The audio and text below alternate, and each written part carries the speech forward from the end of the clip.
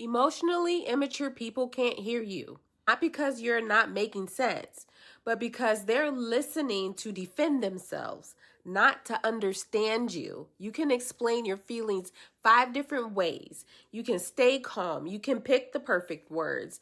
And somehow they still walk away thinking you're the problem. For the longest time, I thought if I could just explain myself better, that he'd finally get it, right?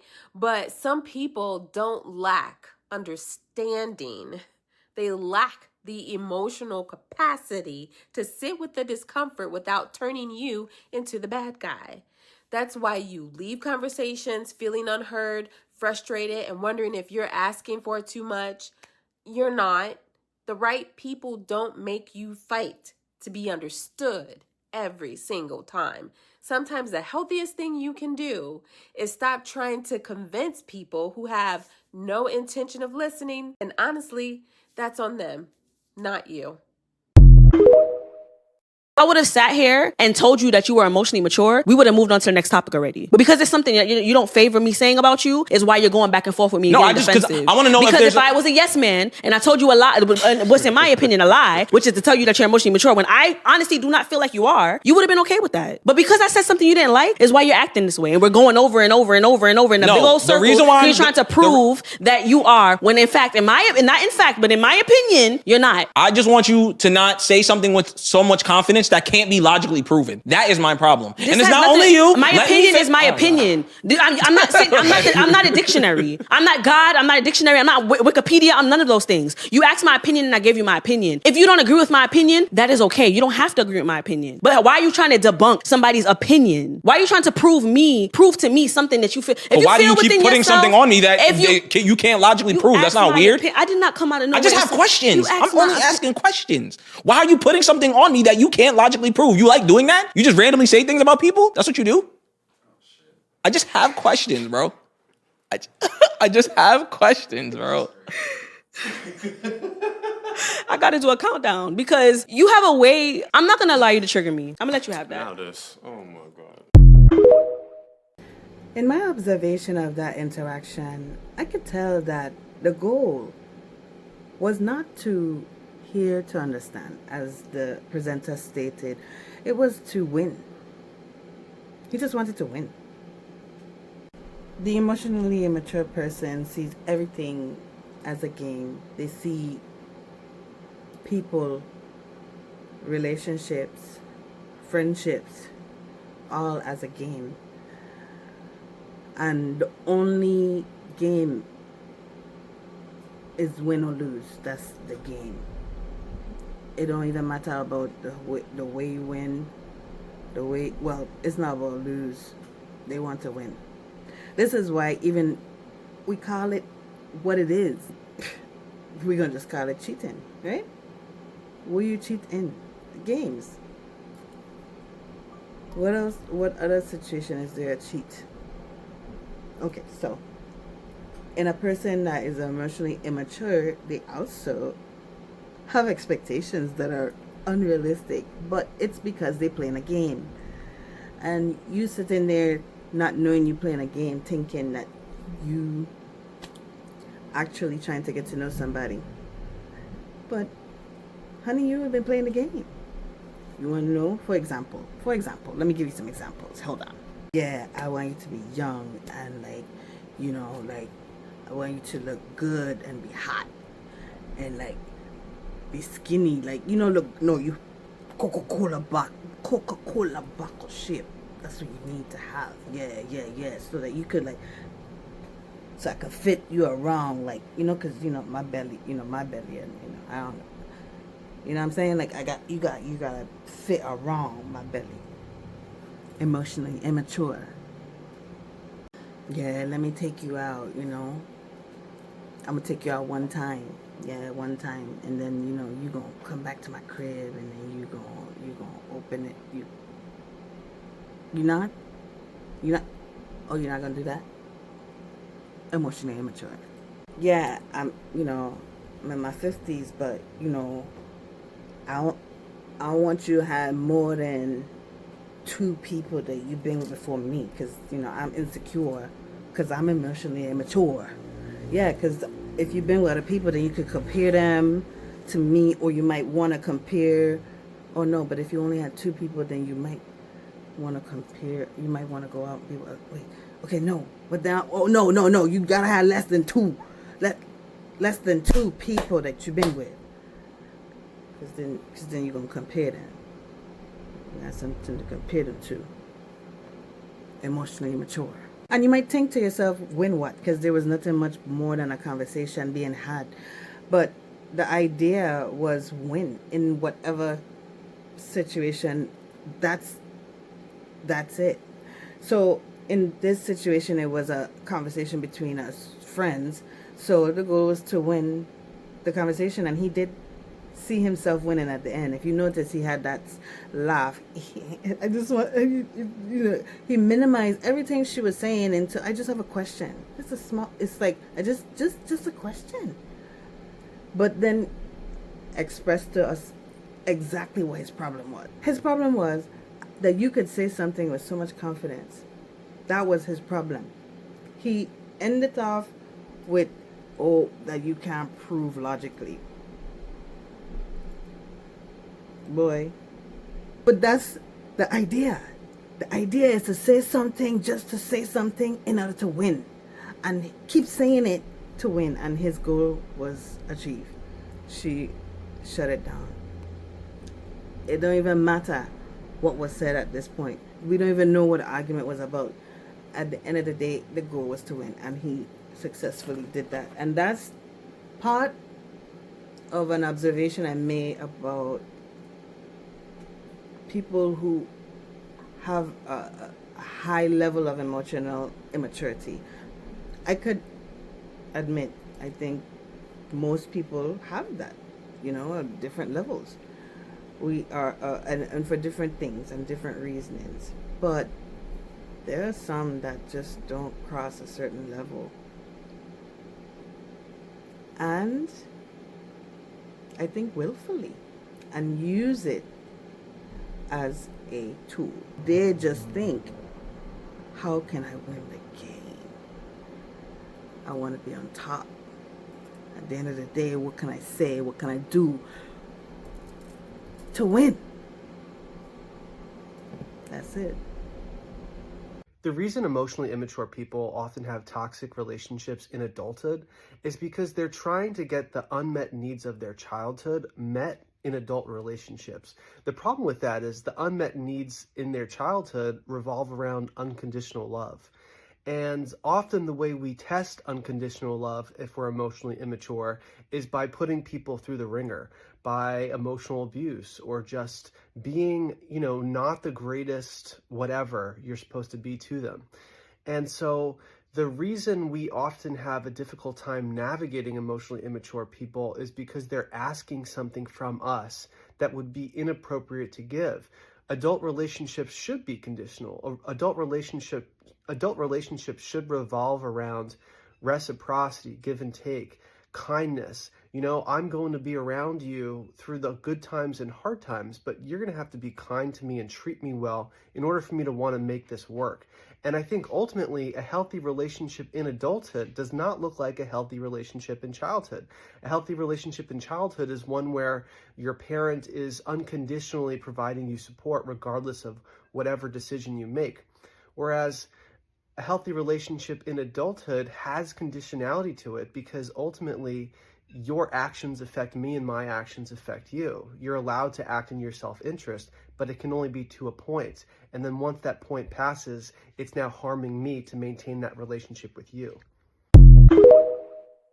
I don't like emotionally immature people. The ways I could tell when somebody is emotionally immature is when they avoid accountability. If it's never your fault and it's always somebody else's fault, stay away from me. If they mess up and suddenly you too sensitive, you do too much, you too dramatic, or you misunderstood, they'll twist shit and twist the story so well that you'll start questioning your own reality. Next, they throw silent tantrums instead of communicating. You're the type of person you don't know how to communicate and you immediately throw silent tantrums. As a form of manipulation. You'll ask them what's wrong, trying to get an understanding of what's going on in a situation. They'll tell you nothing or don't worry about it. Then they start to act cold, get passive aggressive. They want you to read their mind and run behind them, or beg for peace or beg them. Instead of just saying what they feel like adult. This is a big one. They leave when it's time to grow. You notice when you grow and you elevate and you're dealing with certain people and you question how they acting, they say, oh, this just the way I am. I'll work on it eventually. Things happen. That's life. Deep down, they feel like people will tolerate they mess and they bullshit. They feel like it's no pressure to grow. No reason to grow. Some people just like being the way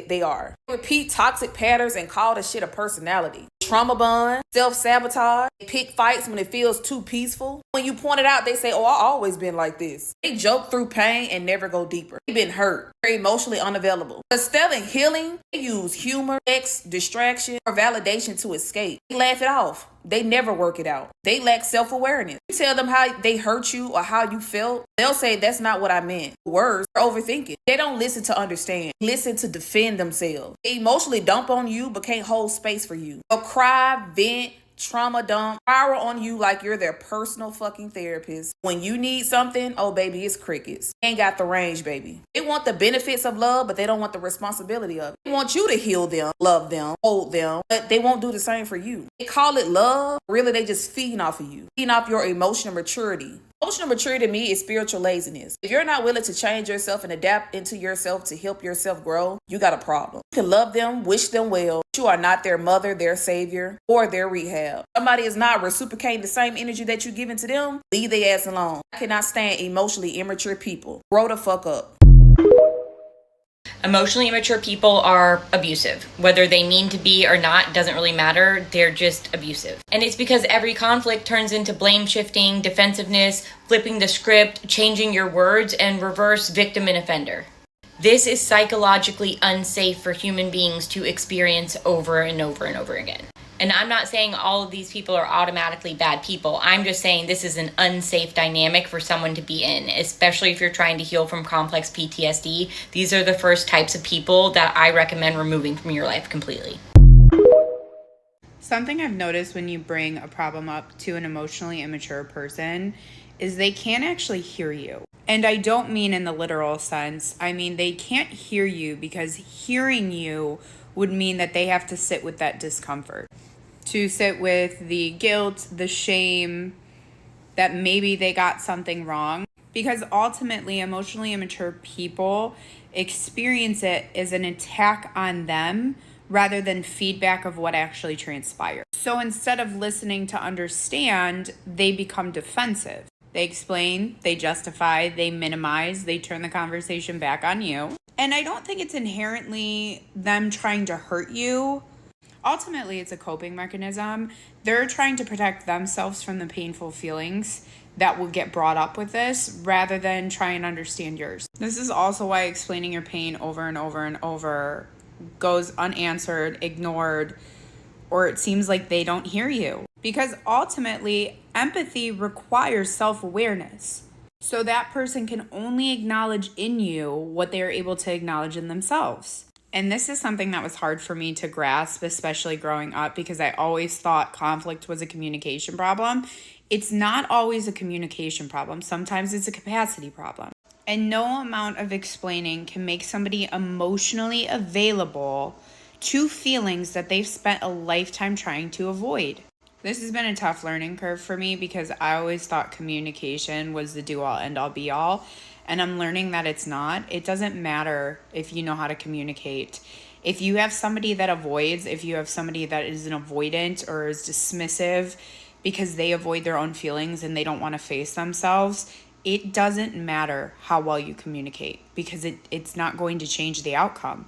They are going to do what they do and they're going to be emotionally unavailable and they're going to avoid because that's how they cope and that's how they spent their entire life. Because ultimately, even though they come across self-aware, they come across empathetic, they're none of those things. They're exactly who they show you in the times that communication fails, and that's an avoidant person. Let your inhibitions feel the rain, on your skin because, no one else could feel it for you. You just, you just gotta let it in, something, feel the rain on your lips or something, and your inhibitions, something, I don't know the words and I don't want to get copyright, but Today is where your day begins, and the rest is still unwritten, you know?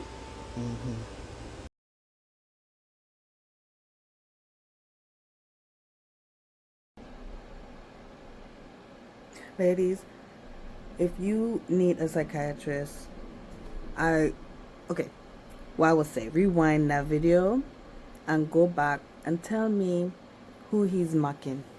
Who is he impersonating? If someone wants to understand you, they will knock themselves out trying to understand you. So is the problem that your work helps us highlight is recognizing when you're dealing with somebody who's emotionally immature. Yes. And one of the most telltale qualities of that is when you experience what a colleague of mine, Jenny Walter, she's a coach out in the West Coast, calls brain scramble. So you get around people who are emotionally immature and you're trying to explain yourself or you're trying to communicate, and all of a sudden it's like, I don't feel like I'm making any sense. I can't find the right words. I start to say it and then I can't remember what I was going to say. Brain scramble. Because when we're talking, the other person's responsiveness actually helps our brain organize itself and stay on a track of thought, because communication is not only intellectual and verbal, it's emotional. The whole time we're talking, right? Our hearts are going, is there a connection there? Our right hemisphere of our brain is saying, is there resonance? Are we on the same wavelength? That's being assessed the whole time we're yammering away with our words.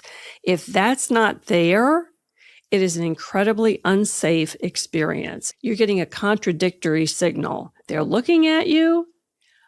They appear to be listening, but they're not processing it. And then it's like, whoa, the mismatch really pulls you off your game. You really pulls you away from the point that you're trying to make. And then it's like you can't remember even what you're trying to do. And I love this brain scramble because I feel like one of the most important things about your work is giving words to a extraordinarily common experience. That experience of I'm trying to connect and communicate with you, and then all of a sudden the person's mood shifts or their body language turns hostile or their facial expression just looks blank and rejecting. There is a complete mismatch, and you do start to scramble in your mind because the signaling from the other person is very clearly, shut up, I'm not interested, you're annoying me, I don't care about this. And you can pick up on it immediately. Absolutely. And it is true. You start to think, I'm the problem. And I love that you just said, no, that's the wrong problem. It's not how you're communicating. It's that you're trying to communicate with somebody who is either too emotionally immature to be able to communicate like a mature person, or that has no interest in communicating with you. And that's an important thing to understand, because it's not about blaming anybody. It's about seeing the situation objectively so you can change how you show up in this relationship and what you expect of this person. In conclusion, this video is not only about relationships, but the reason I want to bring it into relationships is because, yes, of course it could happen in family relationships with your parents, with your boss at work. Your boss at work could be a person who is like a emotionally insecure person, and this, of course, the insecure came out because insecurity comes with the immaturity. But why I bring it up in relationships is because usually those are the ones that are the hardest to remove yourself from. You could quit your job. Most people would leave and stop talking to their parents before they leave a relationship. So in relationships, when you dealing with somebody who is like this, you're gonna find yourself really thinking that you're going mad. Yeah. And you technically are. There's no way you could go around experiencing that type of constant messing with your mind and it not have an effect. It works. It'll rub off. When you're not in an emotionally invested state, you could easily see the triggers and the traps. But there's a cheat to the game. Is knowing that you're freaking playing a game. Okay? Relationships, unfortunately, and I won't say that this doesn't happen in outside of heterosexual relationships. I haven't experienced it. I don't know what it's like out there. But what I will say is, for heterosexual relationships, this is what you're gonna experience, is because you're playing a game. If you don't want to play, you know what to do.